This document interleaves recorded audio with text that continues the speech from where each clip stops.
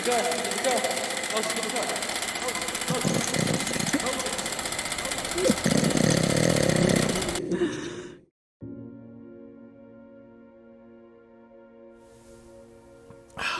don't know, this is hard.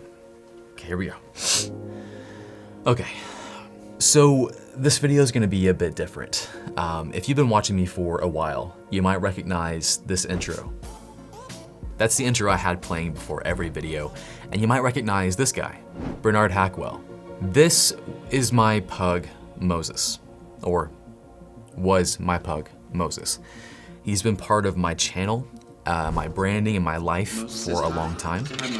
And a few weeks ago, I had to put him down. And it kind of wrecked me. Goodbye, buddy. And I want to make this video in a way to just kind of, I guess, process my thoughts and say goodbye to him. A bit of a memorial for who he was. Making this video is strange because this is a tech channel. What am I doing talking about personal stuff? It's up to you to decide. I feel like I had to. Like I wanted to say goodbye like this, because this is how I do things. I make videos. I wanted you to be able to like say goodbye to him. He may have been part of your life. He's been part of our branding for a while. Bernard Hackwell. But also I needed to figure out why this hit me so hard, because it did. Like I was crying, and I don't normally do that. My kids were like, Dad, why are you crying so much? And I'm like, I don't know. I'm kind of embarrassed to admit that. And then I just had to leave. I had to leave. I dropped everything I was working on here at the studio.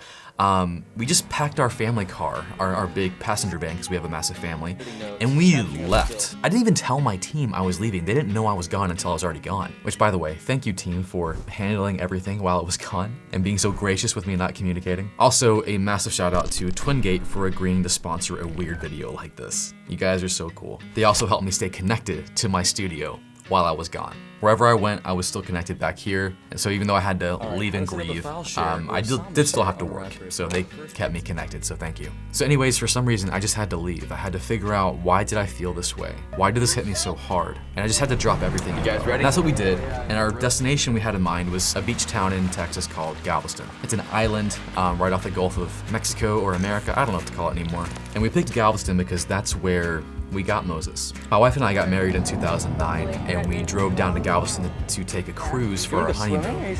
And on the way there, we just randomly stopped at a pet shop. I don't know why, looking back. And inside the pet shop was this crazy-eyed looking pug that just turned around, looked at us with these eyes, and we're like, okay, we want you. But we couldn't take him with us, so we said, you know what? If he's still there when we drive back up, we're gonna get him. So, you know the story. We drove back up. There he was, we got him. And this was 15 years ago. He's always aged with our anniversaries, and he's been with us through everything. Well, this is our leaving for Canada yard sale. We smuggled him in and out of Canada one time when we were trying to be missionaries for a bit, and he was there for every kid. Did you see this picture? Did you kick in the face by Chloe Momo? We have 6 girls, and he was just ready, waiting for us when we brought the kids home. He was their dog. He was there for every birthday, every Christmas, every Halloween, every significant moment, every high, every low. He was just a constant. And not really one I paid attention to that much. He just was always there, and you really don't consider that until something like that is gone. But on this road trip, I think that's what I figured out. All the driving I did and the alone time is that, yes, it was rough him passing. It's always hard to have a pet die, but it wasn't just that. It was what he represented and all the memories he was attached to. He was kind of a symbol of the life my wife and I had built over the last 15 years. He was there during the season of growth where we were struggling, where we were trying to make ends meet, living in tiny apartments, growing our family. Hey guys, Chuck, Abby, Moses here. And we were happy, like really happy. Not to say that I'm not happy right now, but just looking back in those memories, it was a really good time. And he was there for the launch of everything I'm doing now, NetworkChuck, and all the joy and stress that accompanied that. And I included him in so much of what I created because he was part of our family. So for me, he represented all of that. And again, this is so weird for me because I'm not a person that's normally super emotional or sentimental about pets. But this guy, passing, it got me.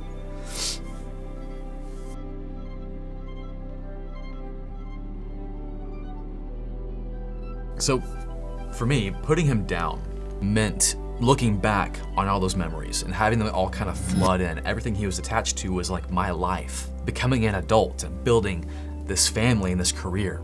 And I just remember before we left for our road trip, like right after we put him down, he would always have a spot right there in our kitchen where he'd lay. And by the end, he was just, he's so old, he just stayed there. He would never get up. And that spot was now just empty. So I just kind of would, every morning I would make a cup of coffee, and I was just, he was just there. But when he wasn't there, I just kind of sat there on the floor in front of a spot with my cup of coffee and just let all the memories of everything he was about and all the things he was attached to just wash over me. And then putting him down, just, we took him to the vet and we all got to hug him and say goodbye. And I held his little mushy, wrinkly face in my hands, and just in that face, that little gray, smushy face that held like 15 years of memories, moments that he helped shape and he was part of. It made me stop. It's like a sudden stop in a car. I'm like, hold on, what? Like, that's what it felt like. If you've ever gone through something like that, you know. And the more I thought about it, it felt like I was closing the door on that season of my life, that building season, and I wasn't quite ready to do that. And it made me question everything I was doing. Like, what am I doing with this channel? Why am I NetworkChuck? Like, that's not like who I am. My name is Chuck, and I'm a dude with 6 kids. Like, this is not, like, what am I doing? So I had to leave immediately to figure this out. And that may not make sense for some people, but that's kind of like what my family's about. If you see this tattoo here on my arm, it says, let's just go. And that's our mentality. If you know us personally, we are prone to just leave because that's what we love doing. And if you've been following my channel for a while, I've documented a bit of that. Like way back in the day, I made a video about us trying to sell everything and live in an RV and travel the US full time. Like that was gonna be our house. We had 3 kids at the time. Sounds insane. This life is not what I had in mind. We are not wanting to do the same old, same old. We don't want to buy a house and live in the suburbs. We want to live a different kind of life, and we really want to travel. We want to travel the world. I'm quitting my job so I can travel with my family of 5 in an RV trip across America. The goal there was to get more time with the family. At the time, I was working a full-time job as a network engineer, which was great, but my commute times were terrible and I was just miserable. So on those long drives, I would spend so much time in prayer just saying, God, please give me something else. And this is one of those things I was trying to just strive for. I even landed a job that agreed to let me work remotely in an RV. Like I said, here are my terms, and said, okay, let's do this. I didn't take the job. I ended up leaving that job and we never left in the RV. But that didn't stop us. I ended up getting my dream job at CBT Nuggets, which allowed me to work from anywhere, and I took that to heart. I took it literally, and we worked from anywhere. We sold all of our stuff and we booked one-way tickets to Paris, France. Like my wife, me, 3 little kids, just took off. Our goal was to be digital nomads that would just move from place to place. And we lasted about 3 months before we got super homesick. And we also missed Moses because we had to leave him behind with my brother. It'd be hard to travel with a dog like that. And we got back and he was there waiting for us. It kind of makes me sad he wasn't part of that adventure in our lives. But anyways, like that's our mantra, our design for our lives is like, let's just go. We got this tattoo when we got back. And we got this tattoo because we had every intention of still living by that mantra, to just keep going and just travel. But then the world stood still for everyone. COVID hit. So we put down some roots, some serious roots. We bought a house. I quit my job and I started this YouTube thing full time. We got super involved in a church, our kids were growing and developed deep friendships around us. And we did travel a little bit, a few road trips here and there. We went to Japan for a month back in 2023, but we never really revisited that lifestyle. And life just kind of felt like it was taking over autopilot, you know? Our oldest girls are starting to become teenagers. Life is getting busier. I started hiring more people. I have a legit company now. And I started working more than I ever had worked. I felt like I traded the freedom I prayed so hard for this business or whatever it is, and I wasn't sure if that's what I wanted. I asked my wife during all this, like, hey, is this where you saw us being? Or is this where you wanted us to be? And she's like, kind of, but I didn't think you'd be working so much. And that hit me. I'm like, wow, I didn't realize that. I was just going and doing and building and not even stopping for a moment to think. So again, I stopped. I said, you know what? I'm gonna do the opposite of what I'm doing right now. We're gonna leave, just go and travel and try to revisit some of what we used to be. Get back to ourselves from the past 15 years and figure out, are we where we want to be right now? And the road trip was awesome. We drove to Waco, Texas. And by the way, one of my favorite parts of getting out and traveling is meeting fans. So I met a guy in Waco, I forgot his name, but it was great to meet you. I met you at that donut shop. And then we went to Austin and I met this guy named Chris at Five Guys. He works at VMware. Hi Chris, it was great to meet you. We just happened to be in Austin during South by Southwest. That was not on purpose. We ran into Kate Burton from Grey's Anatomy. That was pretty cool. And as we were leaving Austin, I met a fan named Patrick. It's great to meet you. We went to Fredericksburg and I met Rhett, who I still need to send back a DM on Twitter. I'm sorry, but it was great to meet you. I also met a guy in a pharmacy in Fredericksburg. I forgot your name, but it was great to meet you as well. Then we went to San Antonio, showed the kids the Alamo. While we were in there, I met a fan named Ashton. It's great to meet you. All right, what'd you think of the Alamo? Well, I didn't really get to explore it because Chloe was in a rush for no reason. We didn't do anything yet. All we did was stay. I wanted to look at all the stuff. I'm learning about the Alamo in school and I need to write a paper about it. Well, that's what the internet's for. Let's go. We went to a random small town called Latonia to stay in a farm, and I met a fan named, what was your name? I think your name was Brett. In a small grocery store, which was amazing. It's great to meet you. And then we finally made it to the beach at Galveston. Is it not crazy? Oh, that's cold.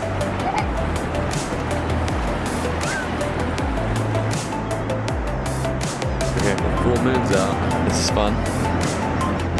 What you doing? Go to sandcastle.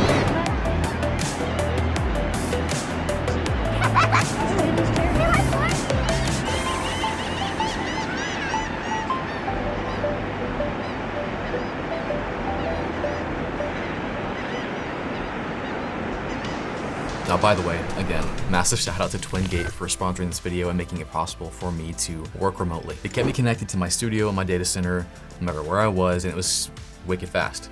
And then me, like an idiot, and because I left so abruptly, I forgot to take any kind of travel NAS with me. So when I was recording stuff on the road, I had no way to get my footage back to my people easily. So I made a quick emergency travel NAS. I stopped at Best Buy, bought a Raspberry Pi 5, an external hard drive, and Ethernet cable. I loaded up Raspberry Pi OS, installed SyncThing so it could sync back with my studio, but I still needed a secure connection, so for that I used Twingate and this amazing feature they have called a service account. It gives me the ability to install a headless client on that Raspberry Pi that will just automatically connect to my resources here back in the studio. And not just every resource, only one resource, my SyncThing server here. So it's safe and secure, zero trust, and it was just like one line of config. So easy to set up. It feels like magic every time I set something up for Twingate. If you don't already use Twingate for your remote access, what are you doing? Check them out. They are free for home labbers like you and I. And I also use it for my business. So if you're a business, it's a no-brainer. So show them some love, check them out, link below. Anyways, back to my kind of midlife crisis and my rambling. Now I'm trying to bring this home to a point I feel like I figured out. Here's a lesson I have, and the lesson I have to tell myself often, and that I hope you take to heart, is that you need to take time to step away and reflect. Ask yourself, is your life going the direction you want it to go? Are you where you want to be? Are you doing what you want to do? Are you steering your life, the boat of life? If that's what we're gonna do right now. Or are you just being drifted by people and circumstances? Millie, hey, you're drifting. Come back this way, okay? You're drifting. Come back this way. If you're not steering your life and making sure it goes a certain direction, it will be steered by someone else. Are you where you want to be? And this happens easily without you even noticing. That's how drifting off course works. So you have to take time to reflect, do some course correction. And you may already be going the exact direction you want to go, but it's important to just stop and make sure that's still the case. Take inventory of where you're spending your time and what's most important to you, which, by the way, where you put your time is what's most important to you. And time is the most valuable resource. It's the only truly non-renewable resource. So for me, here's what I learned when I stopped and reflected. First, I was working too stinking much, like way too much. I love what I do, and it's easy to get wrapped up in it and sink all your time into it too much. I'm gonna stop that. Not stop working. It's okay, team, you still have a job. But I'm gonna be more intentional with it, making sure I'm spending good, rich, quality time with my kids, my family. Also, this trip made me fall in love again with traveling. And I wanna make sure I do a lot more of that. I still want to let's just go. And I'll probably end up going a bit crazy, just maybe staying in Japan for 3 months or something. But I also figured out that I do love what I do. I love this YouTube channel. I love where we're at. I'm so grateful for my team and the people that I'm surrounded with. I'm grateful for you, my audience, my community. But I needed that trip to kind of just reset. Have those moments of reflection. And this was very much a memorial trip to mourn the passing of Moses the pug, who was part of our lives for 15 years. And he lived a long life. Like 15 years is the top end of the range for how long pugs live. But I think we did a good job of remembering him. We even stopped at a tattoo shop in Galveston. We took all of our kids in there, 6 kids, and got tattoos, me and my wife. The kids got some stick-on tattoos as well. Shout out to Pablo G for the wonderful tattoos. He was so cool. But then as we were leaving Galveston, coming back up to Dallas, which is where I live, I wanted to bring this full circle. We had purchased Moses, picked up Moses, adopted him into our family on the way back from Galveston. And I wanted to do the same thing for a new pug. Now, I was really on the fence about doing this because I'm not sure if I was ready for that. It kind of felt like an insult to his memory. That sounds silly, but it did feel like that. And I wanted some time, but over the course of the trip, the idea that I was kind of chewing on became a better idea. And by the end, when we're driving back home, I wanted to replace him. Not replace him, because that feels weird. Bring a new pug into the family, because it felt weird not having a pug in the family, and we needed a new Bernard Hackwell, right? So we stopped at a pet shop, not the same one, and there was one pug there. And my wife was on the fence. She did not want to get another dog, but after seeing this dumb little face, we had to. So we got a new pug. His name is Mochi. Oh my God, he's magnificent. He is the new Bernard Hackwell. He does act exactly like Moses. Maybe all pugs act the same, I don't know. But it did help with the healing a bit.